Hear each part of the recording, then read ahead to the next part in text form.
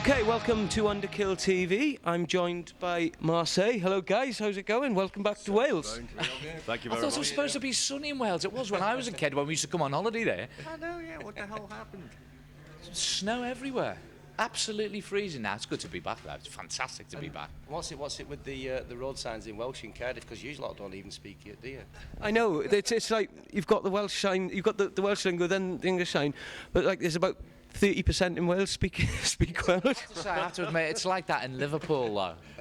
You've got all the street art and then there's all this Scouse graffiti underneath them. I think it's a sort of similar thing really, you know. Yeah, but only 30% of the people in Liverpool speak English. That's exactly right. They sing the rest of the time. Hey. All right, where are we? So you've got this new album out, Unfinished Business. Tell us a bit about that. How many tracks is on it, and how long's the album, and how much is it? Can you buy it? Where can you get it from? There's 10 tracks on it. You can come to the gigs and get it. We sell it at the gigs. Now it's everywhere in all the outlets: Amazon, HMV, online, iTunes, all the usual downloads. It's there. It's out. It's doing real good. It's an album. It's called Unfinished Business, and that's exactly what it is. We're back after, was it about a 20-year layoff, it's unfinished business, and the reviews have been fantastic. So we're well chuffed. I mean, it must be pretty much of a big honour to be compared to the likes of AC/DC, Def Leppard, Whitesnake, all those bands in one album. And the reviews are exactly, when a lot of people say about reviews, it's only one person's opinion, but every review I've read, they've always described it as anthems you can sing along to, and that is the exact case. Within your second or third listen to, you can feel yourself singing to the choruses and everything like that, and which is obviously a good thing. Where did you record the album then, Nige? Neil owns a studio called The Gas Station. That's why we ended up calling the label Gas Station Music. It's down in East Sussex. So you know, it was done down at Neil's place, and I said we had an absolute blast down there. You know, so luckily we were able to actually live in down there where we're actually doing it as well. You know, so it was a really relaxed atmosphere. There was no pressure like, you know, so a lot of bands will have to go in for, you know, you've got a week or 2 weeks studio time. It wasn't like that with us. You know, we were able to take our time to do it right. Couldn't get rid of the buggers, basically. Yeah. Couldn't get rid of them. He's got a wicked orchard as well. Actually, yeah. And now he's pressing cider. Is that where all the apples went? Yeah. You buggers nicked them all. Actually, we got snowed in, didn't we? So Yeah. so that focused us. This was last winter, you know, because we had the bad winter last year, and that focused the band. We really got locked in, and there's a couple of country pubs and a really good curry house. So we lived on curry, we lived in the pubs, and we lived in the studio, and it was good. It focused us, really focused us in. That's why we didn't want to leave. Yeah, you didn't, did you? He's got like this really posh orchard as well. He's got like bottles hanging, and not just apples, with a small bottle opener at the end of every branch. Where is it? Where is this now? I don't even know. secret. I don't even know my own address. I've got a sat nav, and that gets me there. They're like me then. Yeah, You need it in Wales. yeah, absolutely. Yeah, that's what we found out today. And the first sort of big gig when you come back was back at the Hard Rock L last year, which you're back this year. Are you excited to be coming back to Hard Rock L again? Oh, very much so. Last year we kind of were getting our feet wet and played the small stage, basically the small stage there. But Johnny, the promoter, was so impressed with the gig, and we had the place rammed out. No one more could fit in that particular venue, that he asked us to come on the bigger stage this time. So we're opening on stage 2 this year, which we're really excited about because it's an excellent slot. We're not competing with any of the other bands. It's basically a slot just to ourselves. That's good, because always when you find with a lot of festivals, There's a lot of clashes, but we're the first on Saturday, and there's nothing else going on the other venues for about an hour while we're on, so that's great. Yeah. It's captive, isn't it? Active audience. That's the best word. Well, I think but the organiser was, last year he came to us and he said, look, that was great, lads, will you come again next year? And what slot do you want, you know? So we thought, well, that's very flattering, we could do that and that. And then we said, well, actually, why don't we open and, you know, kick off the day? And we said to them, look, we're a kick-ass rock band.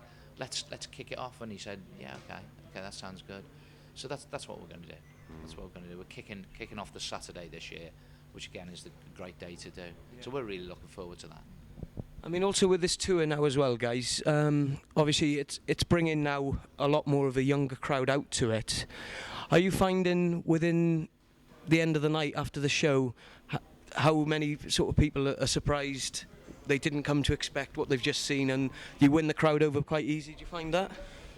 Generally, yes, completely.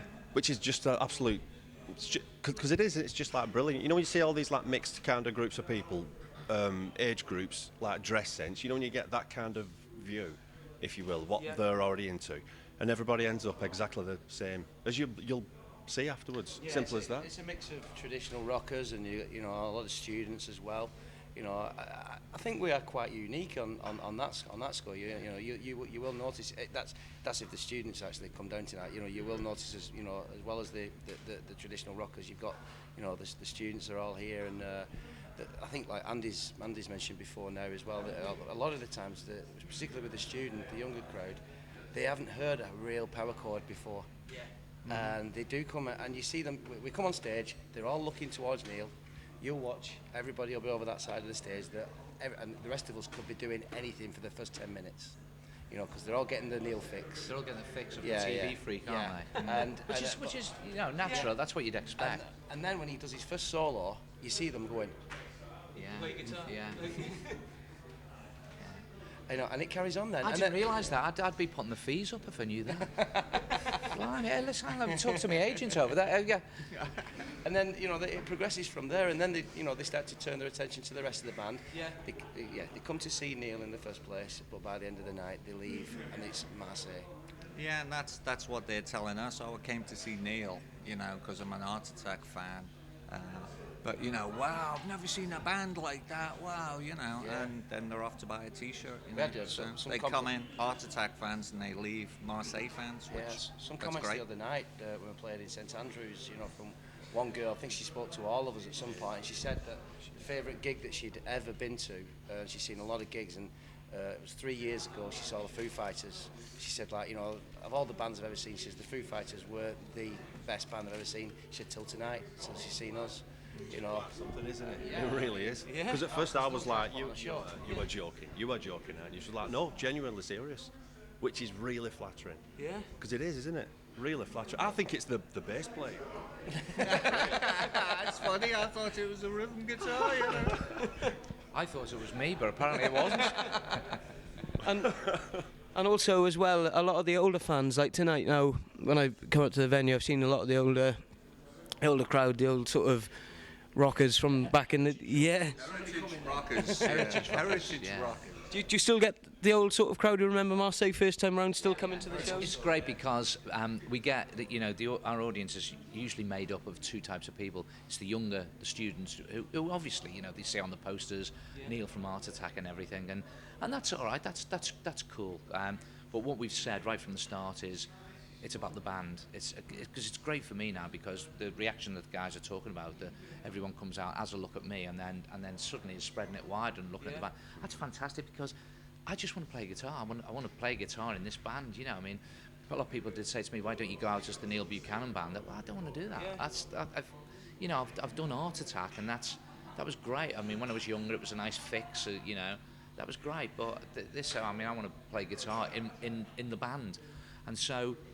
It's lovely that's the reaction. So you get those guys coming in, and thankfully what they're doing is they're spreading the attention. They're spreading it around. And he can play that. And this is a good band.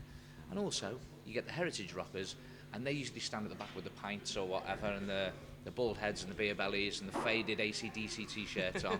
And sometimes they've got their sons with them, who've all got long hair and non-faded AC/DC shirts on. So it's great. It's, you know, we do have a lot of people still coming in with the old albums and asking us to sign them, and because they didn't get us the first time round, you know. One thing I was going to say about like the lineup you've got now, obviously like with Nigel and the vocals, you notice that straight away. It's like, wow, you know, straight away. How did you put the band together? We originally got, I won't say originally, going back 2 years, something like that. we just phoned each other up, the original band, and said, "Do you fancy getting back together for a social?" Which we did do. That felt good, so we got together for a jam. That felt good. We said, "Do you think we could do a gig?"